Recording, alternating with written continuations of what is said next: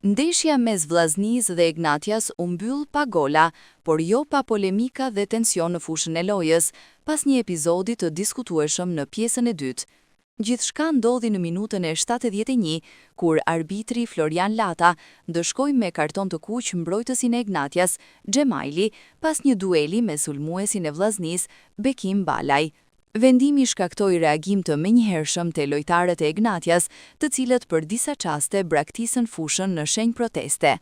Pas incidentit, gjyqtari verifikoi aksionin edhe në sistemin VAR dhe konfirmoi vendimin për kartonin e kuq ndaj mbrojtësit e Ignatias.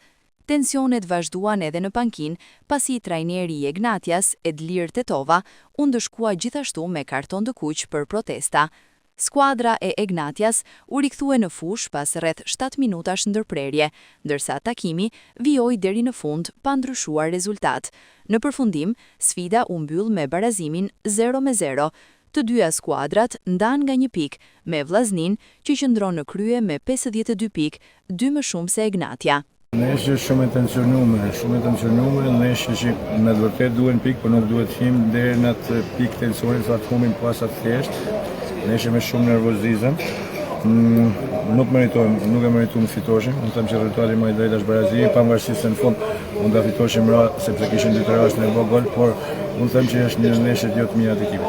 Ignatia ka ekip të mirë, ka pas ekip edhe më të mirë përpara, ka një bilans pozitiv me ta gjithsesi.